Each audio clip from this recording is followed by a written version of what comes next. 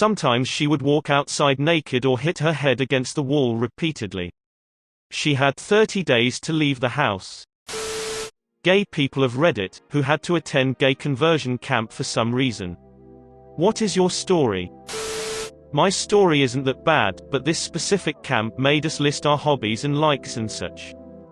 They'd put up pictures of conventionally attractive dudes in the middle of an activity. My favorite thing I listed was drawing, and ask us how we felt about them. Gradually they'd take away one small thing that we liked. For example, they'd take my pen, then pencil, then notebook, and asked how we felt about the dudes again. Eventually we sat in an empty room as they asked us how we felt.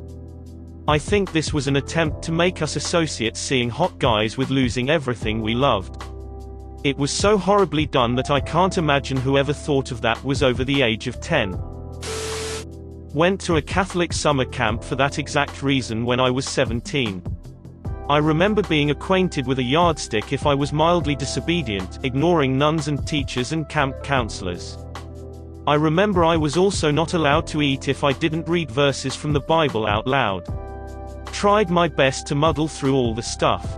But anxiety was getting me halfway through the 2-week, making me appear more problematic than usual. So they set me in a tent instead of a cabin for a week where it rained 5 days in a row.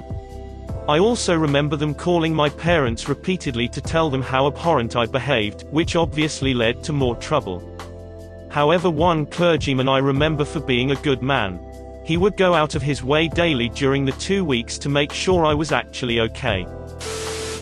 I remember all too well the moment I realized that this was going to be a long, difficult summer for me. On arrival, we were given extensive forms to fill out. Questions about hobbies, likes, dislikes, and all that kind of thing. Least favorite smell was an interesting question on the form, my 17-year-old self thought. On the second or third day in, I was given some, in hindsight, incredibly laughable gay erotica, probably a strong word, and allowed to return to my room. Or at least what you would expect a particularly naive grandparent in the 1990s to give you, anyway. As soon as I returned to my room, I heard some commotion outside the door, and then the pungent smell of curry slowly seeped into my room. Waves of the smell came through periodically over about 3 hours. This was the smell I had listed on the form, and this was their attempt at making me straight by associating attractive men with the smell of curry. I'm a guy. So when I was 14, I was 100% a virgin and hadn't even kissed anyone. I'd been looking at and printing pictures of nude men, because I'm gay. My mother found them and asked my relatives what to do. I ended up at a church-sponsored conversion camp for 6 weeks. I wasn't fully aware of what the place was at the time, other than that I was in trouble cause of the porn and it was church-related. It wasn't what you're probably imagining. It was basically an old mall that was empty and it was being converted into a weird church. There were maybe 12 kids there that I knew of, but tons of adults, like 80-ish. To this day, I don't know why they were there, if they were looking for conversion or maybe they were church employees. It was a bit like being at church with mostly all adults. Kids were kept apart. You didn't go outside. The food was like concession food, nacho bar was about all I ate. And lots of Kool-Aid. There was worship every evening in a space with a glass ceiling and it was very awkward. I would mostly stare up out the ceiling. The practice there did involve a lot of things that I believe are now illegal: shock therapy, using heterosexual porn, and isolation. I was a polite kid and was really compliant to what they wanted, so I actually think I was let off easy for the most part. The weirdest thing about this place was communal showers. There was nowhere to shower alone. Going and showering was my favorite thing because, well, I could see naked guys. I would shower as frequently as I could and take my time. After about 2 weeks, one of the men working there came into the showers while I was in there. He was much older, grey hair, moustache. I kept looking at him, which is gross to me now. I remember being both scared and excited, but ultimately what he did was rape, and it wasn't pleasant or something I wanted. I bled scary amounts and it was later told to my parents that I had been sticking things up my butt. I wasn't. It happened more times. For a long time after this, I would cry thinking of it, and I still have some hang-ups today from it. It was scary more than anything. Around the time I was 18, I found out they had made the place into a church and private school. However, they faced problems when a bunch of scandals broke out about their conversion camp. The church and school both went under, and then the history of rape also came out. A few years after that, I broke down and told my mom all about what had happened. I don't think I could have broken her heart more. She was so apologetic, and she's a great mom now. She changed her mind on a lot of it and didn't know how to handle homosexuality. The only thing that bothers both of us is that I was afraid to talk to her about it then, and that if I'd spoken up maybe things would be better for some other kids who ended up at that awful place. Probably the weirdest thing in all of this, I ended up buying a house a mile from that awful horrible place. I drive by it once or twice a week. It's abandoned now. It has no power over me. It is just weird that I ended up so near that place.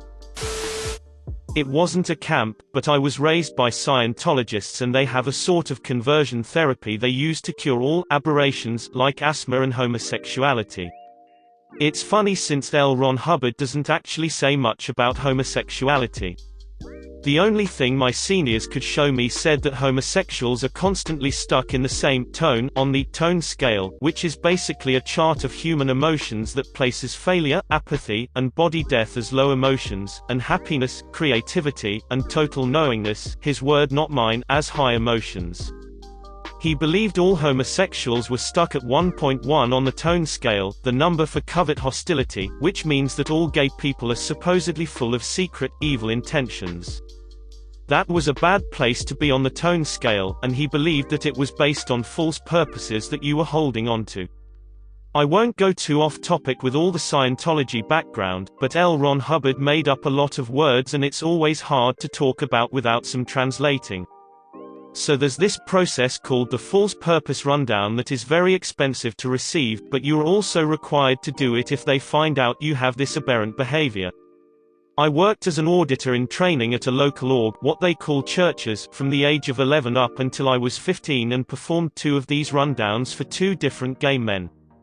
The process is a mix of forced confessions, interrogations, a lot of repetitive, hypnotic questions, and some other nonsense.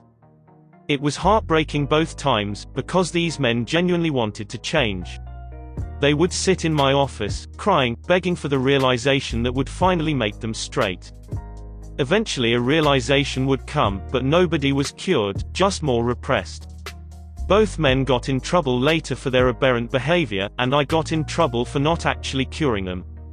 So being a gay teen at the time, I did not have a lot of faith in the process, but still felt like I was a disgusting pervert. I spent my nights doing the Scientology version of praying the gay away. Scientology states that if you believe something with total certainty, you will just believe it into existence. Scientologists also believe that they are the reason the Berlin Wall fell, so if we can make a wall fall, surely we can change our orientation, right? It didn't work. Because of a medical condition and some anonymous abuse concerns from neighbors, I was allowed to leave staff and I got to be a normal 15-year-old with a second-grade education and no connection to anyone in the real world. So I decided to come out to my dad like a complete idiot, and he tried to take me to the org so they could fix me. I ran away and lived at our library for a few weeks, but I was worried about my mom and my survival skills were terrible. I went back home and he took me to the org. I was usually a very, very obedient kid, but not being holy in the church gave me a little confidence that there was a world outside, and I did a lot of secret reading about sexuality at the library, which wasn't allowed. The attempt to convert me wasn't successful, and I tried to stop engaging with them. They are tenacious to say the least, so it wasn't actually my decision, and the process was pretty devastating. On one hand, my feelings felt valid, but I had been so thoroughly indoctrinated that it was hard to understand what was right. They were trying to groom me to get me back on staff since I'd already done so much training, and they thought this little aberration would be an easy fix. My dad's church was also being much kinder than my old one since I wasn't on staff there, and that was very confusing to me.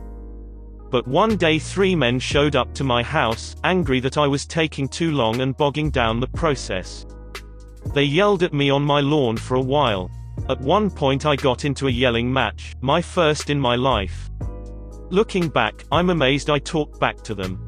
The one man did most of the talking and asked me why I didn't just decide to be straight. I asked him if he could just decide to be gay if he wanted, and he said he could.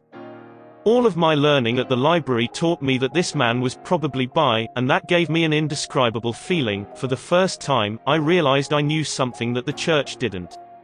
And I probably knew even more things, and there was even more to learn in the world outside the church. I ran away from the three men and hid at a park like some kind of lizard. Shortly after all this, my dad was forced to excommunicate my mom, who was relatively bedridden and suffered from a lot of undiagnosed physical and mental disorders.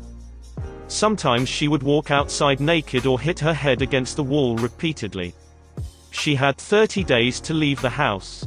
This was great timing, so I bought an old car with some money I saved and drove her to a new city in a different state. We started life again, homeless in a strange place, but free. This was all 11 years ago. I live with my partner now and have a happy, boring life. We have a dog and friends, and so many books. My mom is now mentally and physically healthy and completely self-sufficient. I forget about the journey it took to get here, but I'm so grateful for the life I have. Like and subscribe for more funny, interesting, and scary r/ask Reddit videos.